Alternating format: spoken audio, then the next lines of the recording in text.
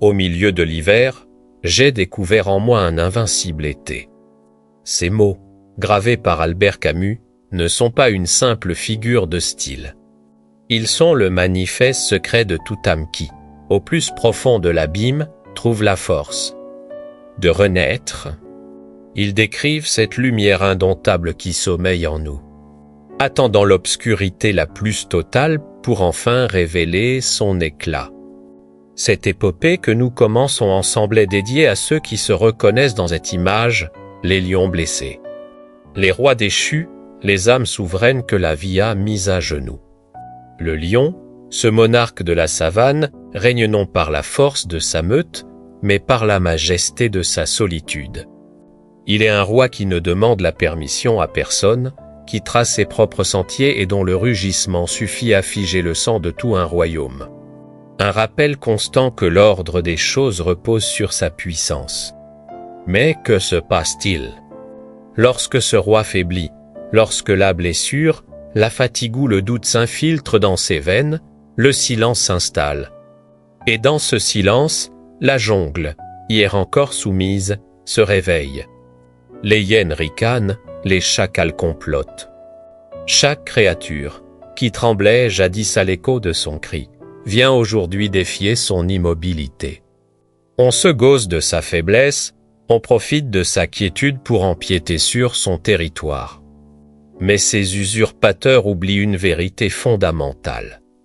Une loi immuable de la nature, les souffles d'un lion blessé sont infiniment plus redoutables que son rugissement d'antan. Car dans son retrait, il ne s'éteint pas. Il observe, il apprend, il concentre sa fureur.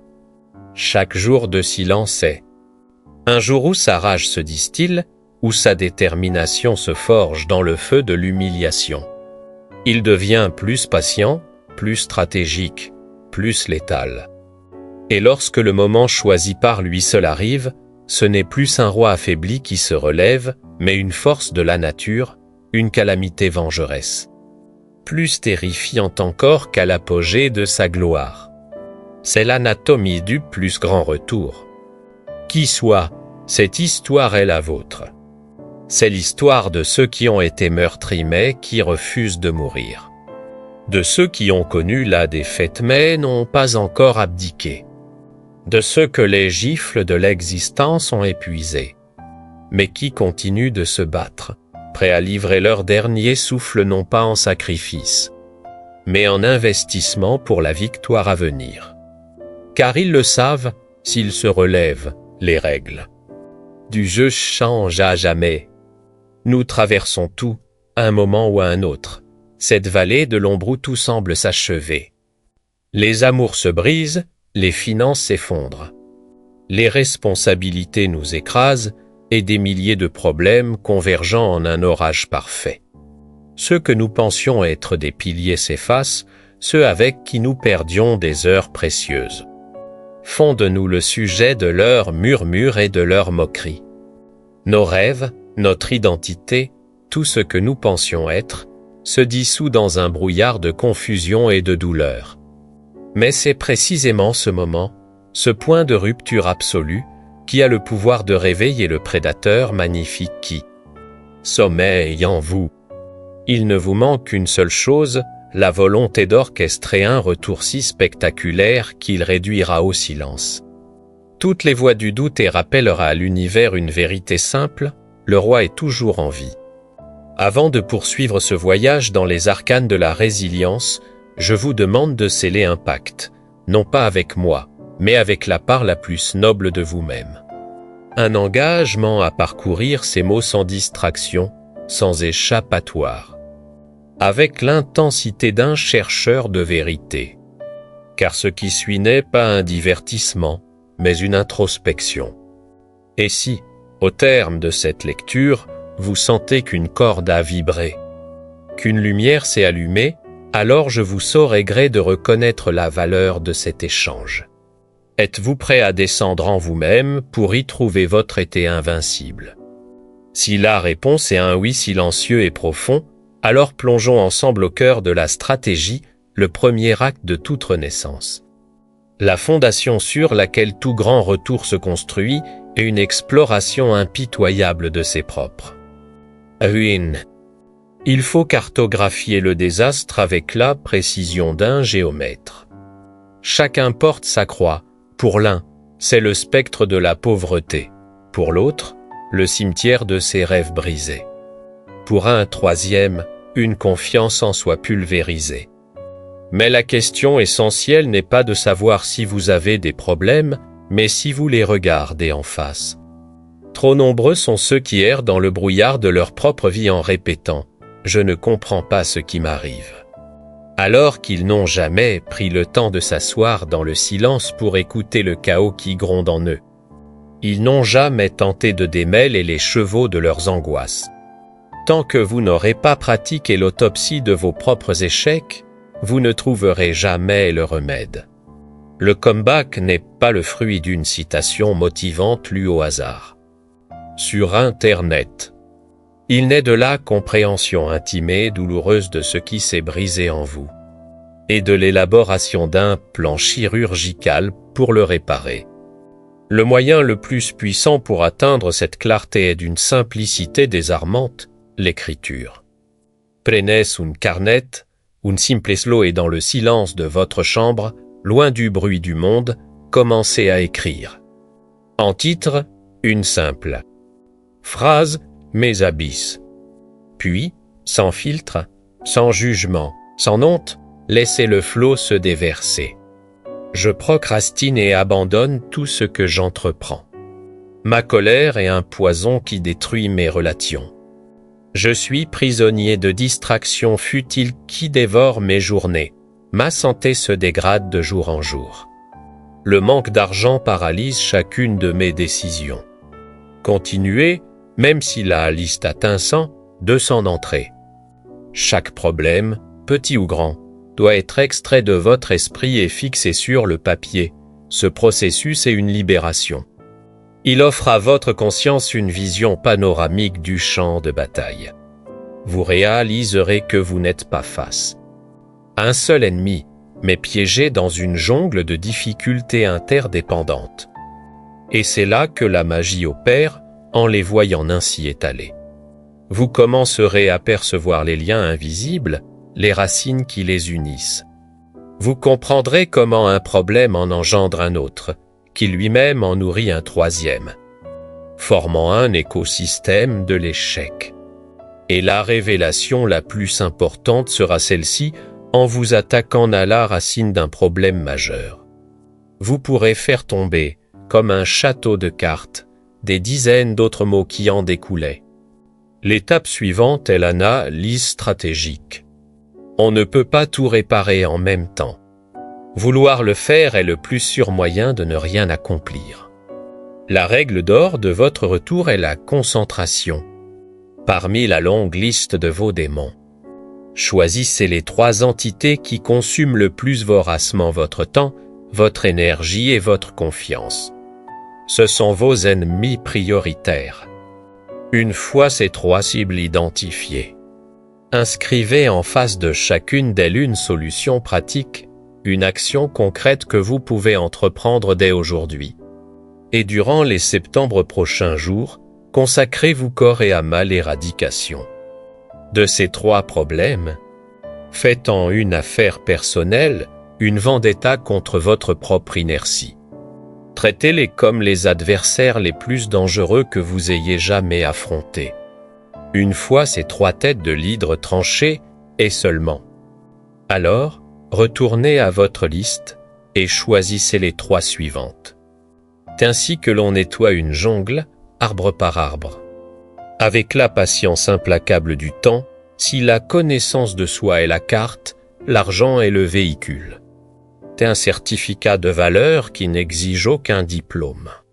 C'est le document plus universellement reconnu, celui qui, sans l'aval d'aucun professeur, d'aucun jury, d'aucune institution, définit votre poids dans le monde matériel. Il ignore votre caste, votre religion, vos origines. Vous pouvez posséder toute la sagesse du monde, mais si votre compte en banque affiche un solde nul, la société vous attribuera une valeur équivalente. L'argent n'est pas une simple feuille de papier. C'est un levier, un outil essentiel à votre reconquête. Il ne s'agit pas de l'aimer ou de l'idolâtrer, mais de comprendre sa fonction. L'argent restaure la confiance. Il injecte de l'acier dans la voie. Il offre des options, et les options sont la définition même de la liberté. Mais alors, comment le générer? À notre époque, avec un accès à Internet, un téléphone et un esprit fonctionnel, l'excuse n'est plus une option. Que vous soyez étudiant, sans emploi ou piégé dans un environnement toxique, peu importe. Votre ressource la plus précieuse, c'est votre temps.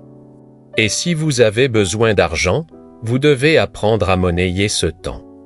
Travaillez à temps partiel, lancez-vous en freelance, créez du contenu en ligne. Offrez votre aide en échange d'une rémunération.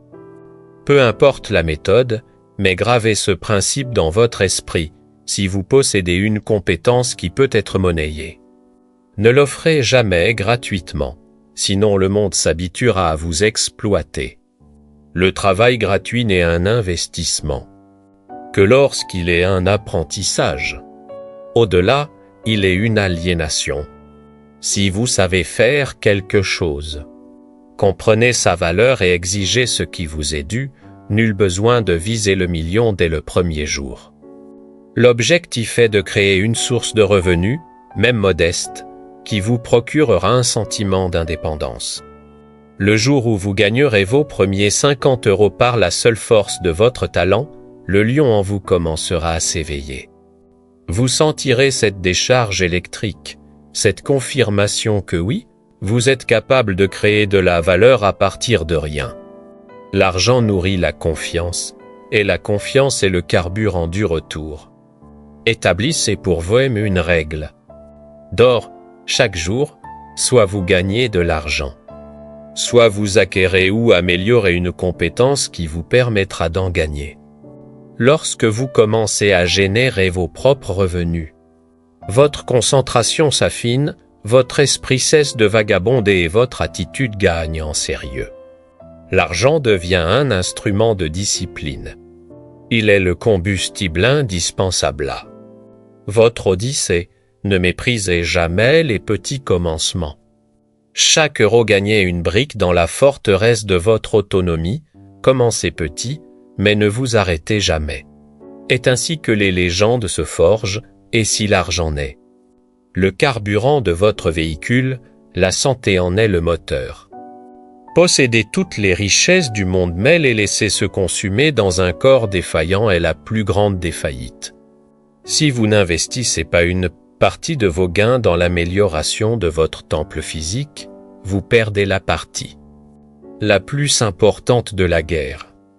La santé et l'argent sont intimement liés. L'un vous donne les moyens d'améliorer l'autre, qui à son tour vous donne l'énergie de préserver le premier. La santé, ce n'est pas une question d'esthétique ou de tablette de chocolat. La santé, c'est l'énergie, la clarté et le contrôle. Votre combat est une bataille, et tout guerrier digne de ce nom sait qu'il doit entretenir sa lame avant. Même de penser à son armure. C'est lorsque le corps et l'esprit sont parfaitement synchronisés que vous devenez inarrêtable. Mens sana in corpore sano. Analysons comment fortifier ce temple. Le premier pilier est le réveil matinal. Se lever et se mettre au travail alors que le monde dort encore confère à votre esprit et à votre corps un avantage stratégique. L'air frais du matin, le silence presque sacré, une séance d'exercice physique et une douche froide sont un rituel qui active le mode guerrier en vous. Un retour ne se fait pas seulement avec des plans. Il exige une énergie sauvage, une fureur canalisée qui ne peut n'être que de la discipline et de la vitalité physique. Le deuxième pilier est l'effort physique. Que vous alliez en salle de sport, que vous couriez dans la rue, que vous fassiez des pompes sur votre tapis ou que vous sautiez à la corde. Engagez-vous dans une activité qui force votre corps à s'activer. Chaque goutte de sueur est un message envoyé à votre cerveau, je ne suis plus faible. L'exercice est une alchimie, il transforme l'agression intérieure en discipline, la frustration en carburant. Le troisième pilier est la nutrition. L'avenir de votre esprit s'écrit dans votre assiette. Mangez des ordures et vous deviendrez une ordure. Mangez sainement et vous penserez clairement. Dites adieu à tout ce qui tue votre énergie. Sucre, les aliments transformés, les sodas. L'excès de caféine, tout cela crée un brouillard mental qui sabote votre lucidité. Abandonnez ces poisons dès aujourd'hui. En retour, nourrissez votre corps d'aliments qui construisent des protéines maigres. Des légumes verts, des fruits, des graisses saines, de l'eau. En intégrant ces éléments dans votre routine, vous améliorez non seulement votre santé physique mais aussi votre clarté mentale. Le quatrième et dernier pilier est le sommeil. Passer ses nuits aérées sur Netflix ou les réseaux sociaux n'a rien de séduisant. C'est un suicide à petit feu. Lorsque vous vous couchez tôt et que vous vous offrez un sommeil profond et réparateur, votre corps se régénère, votre cerveau se détoxifie. 6 à 8 heures d'un sommeil de qualité, sans interruption, constitue le meilleur investissement que vous puissiez faire. Votre corps est votre allié le plus fidèle.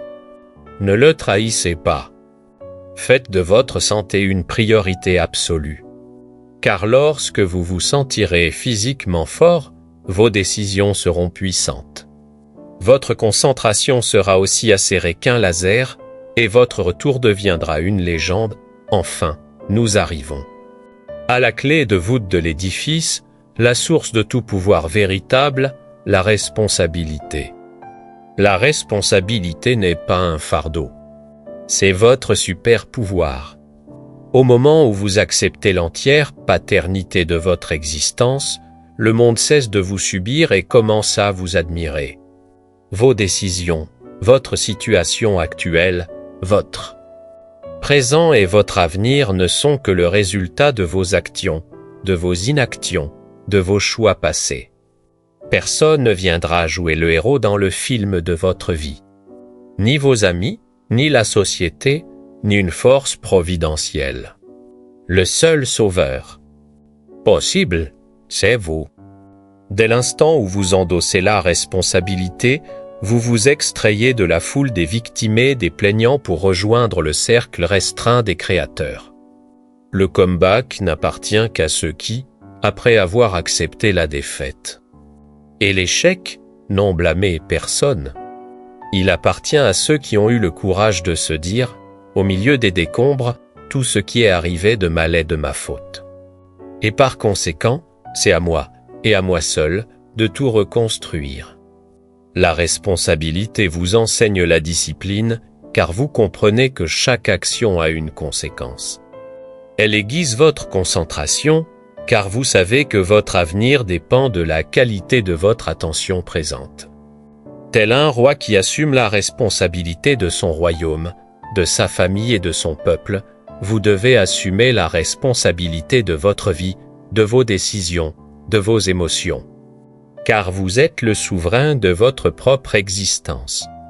Nous ne sommes pas nés simplement pour survivre, mais pour laisser une empreinte, pour offrir au monde quelque chose de valable. Que ce soit par nos actes, nos pensées ou notre labeur. Endossez ce manteau royal. La société compte son lot d'individus qui la tirent vers le bas, qui la saturent de négativité et de cynisme. Il est donc de notre devoir, de notre responsabilité, de contrebalancer cette noirceur en y injectant de la positivité, de l'intégrité et de la beauté. Soyez bons avec ceux qui sont bons. Face à la malveillance, ne répondez pas avec la même bassesse, mais avec la force tranquille de vos principes. Ne vous moquez jamais des faiblesses d'autrui, n'écrasez jamais les plus faibles. Aidez ceux qui sont sans défense, autant que vous le pouvez. Le monde n'est pas mauvais en soi. Il est simplement le reflet des âmes qui l'habitent. vous pouvez maintenant fermer cette page et retourner à votre vie avec les mêmes pensées, les mêmes habitudes. Ou bien, vous pouvez prendre une décision. La décision que les 90 prochains jours seront la période la plus intense, la plus concentrée, la plus puissante de votre existence. 90 jours, 3 mois. C'est tout ce qu'il faut pour changer radicalement la trajectoire d'une vie. Mais comprenez bien une chose, un véritable retour n'a rien à voir avec le paraître. Il s'agit de faire ce qui est difficile.